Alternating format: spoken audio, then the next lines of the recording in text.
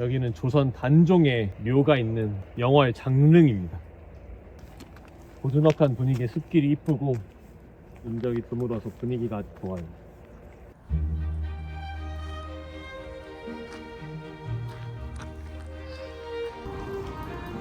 자기 구인은 기독교 윤리의 핵심에 아주 가깝다고 여겨집니다. 그리고 실제로 그렇습니다. 아리스토텔레스는 특정한 종류의 자기애를 칭송했는데 정당한 필라우티아와 부당한 필라우티아를 주의 깊게 구분하고 있긴 하지만 우리는 그의 글을 보면서 특히 기독교에 못 미치는 요소가 있다고 느낍니다. 프랑스와 두 살의 책에 등장하는 자신을 향한 온유함에 대하여의 내용은 어떻게 생각해야 할지 판단하기가 더 어렵습니다.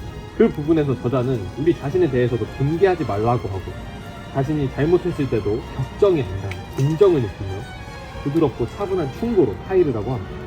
노리치의 줄리안도 이와 비슷하게 우리의 동료 그리스도인들에게뿐 아니라 우리 자신에게도 정답고 평온하게 대하라고 합니다. 신약 성경조차도 내 이웃을 나 자신과 같이 사랑하라고 명합니다. 자아가 단순히 미워해야 할 대상이라면 이것은 끔찍한 명령일 것입니다. 하지만 우리 주님은 참된 제자는 자기 목숨까지 미워해야 한다고도 말씀하십니다. 이렇게 모순적으로 보이는 말씀을 대하면서 자기에는 어느 지점까지는 옳고 그 지점을 넘어가면 틀렸다는 식으로 설명해서는 안 됩니다. 이것은 정도의 문제가 아닙니다. 자기 혐오에는 두 종류가 있는데 초기 단계에서는 그 둘이 상당히 비슷해 보이지만 하나는 처음부터 틀렸고 또 하나는 끝까지 옳습니다. 셸리는 자기 경멸을 잔인함의 근원이라고 했고 이후에 한 시인은 자기 이웃을 자신처럼 질색하는 사람은 마음에 들지 않는다고 했습니다. 그들이 가리킨 것은 대단히 실질적이고 대단히 비기독교적인 자기 혐오입니다. 흔한 이기심에 따라 살았으면 그저 동물적인 수준에 적어도 한동안 머물렀을 사람이 이런 자기 혐오에 빠지면 악마적이 될 수 있습니다.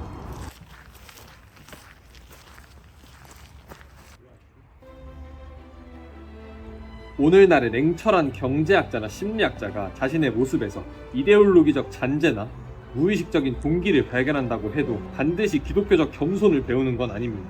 그들은 결국 자기 영혼을 포함한 모든 영혼을 낮추어 보는 견해를 갖게 될 수 있습니다.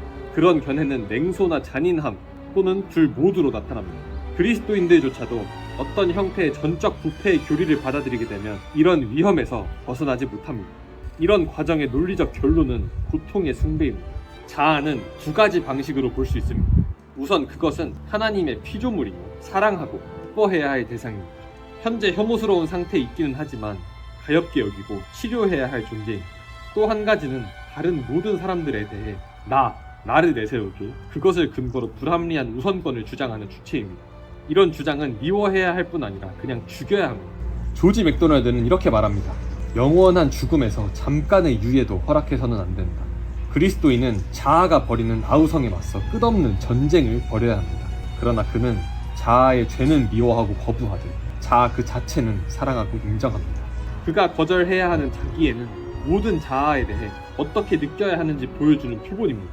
그가 자기 이웃을 자신처럼 사랑하기를 참으로 배울 때 이 생에서는 기대하기 힘든 일이지 그때 비로소 자신을 이웃처럼 즉 편애가 아니라 과계로 사랑할 수 있을 것입니다. 하지만 또 다른 종류의 자기 혐오는 자아 자체를 미워합니다. 그것은 나라는 특수한 자아의 특별한 가치를 인정하는 데서 출발합니다. 그리고 그렇게 소중한 대상이 얼마나 실망스러운지 발견하고 자존심에 큰 상처를 입어 처음에는 자신의 자아에게 다음엔 모두에게 복수를 꾀합니다. 이런 자기 혐오는 매우 여전히 자기중심적이되 이제는 뒤집힌 자기중심주의에 사로잡혀 나는 나를 아끼지 않아 라고 주장하고는 타키투스의 백부장처럼 자신이 친히 그것을 감내했기 때문에 더욱 가차없게 됩니다.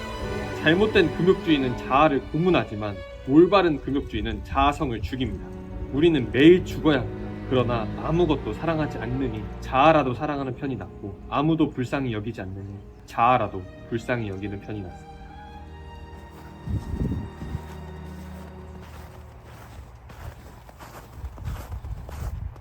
오늘 읽어드린 부분은 피고석의 하나님이라는 책에 자아를 다루는 두 가지 방법이라는 부분입니다.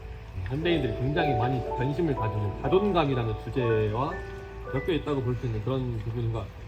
크리스찬들은 특히 굉장히 이런 문제에 대해서 고민을 많이 할 것 같아요. 나를 어떻게 생각해야 할지, 우리는 나 자신을 낮추고 겸손해야 할 것인가, 아니면 나 자신을 사랑하고 그 누구보다 당차야 할 것인가. 윌슨은 분명하게 이 두 가지가 함께 가야 한다고 말하고 있는 거죠. 왜냐하면 기독교 세계관이 그것을 말하고 있기 때문입니다. 기독교는 정말 아이러니한 종교입니다. 우리가 정말 많은 일을 해야 하는 것 같은데 사실은 우리가 아무것도 안 하는 것 같기도 하고, 어떨 때도 우리가 정말 아무것도 아닌 것 같이 느껴지다가도 우리의 역할이 너무나도 크고 막중하다라는 것을 알게 되기도 합니다. 두렵고 떨림으로 너희 구원을 이루라. 모두가 알다시피 우리는 유한합니다. 혼자 힘으로는 아무것도 할 수가 없고, 심지어는 혼자서 존재할 수조차 없어요. 유한한 것도 모자라서 우리는 모자랍니다. 우리는 참 죄가 많고 부족하고, 다른 사람들에 대하여서 또는 어떤 객관적인 도덕적인 가치들에 대하여서 수없이 부족한 존재입니다. 하지만 그 사실에 좌절할 필요는 없을 것 같습니다. 왜냐하면 신은 우리가 못나고 부족한 점을 분명하게 얘기하고 있지만, 동시에 우리들더러 왕의 자식들이라고 말하고 그 누구보다 거룩한 존재들이라고 말하며 우리를 신처럼 부르셨다고 선언하고 계시기 때문에 우리는 신의 형상을 입은 하나님의 자녀들입니다. 잠깐 아프고 치료가 좀 필요할 수는 있겠지만, 좌절하고 무너지는 순간들이 있겠지만, 그 순간들이 소급하여서 나아갔을 때 우리는 원래 우리의 모습, 빛의 광명이 넘치는 영광의 그 모습으로 다시금 탈바꿈될 수 있다라는 희망을 안고 오늘을 살아가야 한다라는 것입니다. 기독교는 그 아이러니함 속에 우리 자신이 얼마나 작고 나약하고 한없이 보잘것없는 존재인지를 말함과 동시에 우리 자신이 얼마나 위대하고 무궁무진한 잠재성과 가능성을 품고 있는 존재인지에 관하여서도 말해주고 있어. 이것이 우리 그리스도인들이 품고 살아가야 하는 건강한 자존감이 아닐까 싶습니다.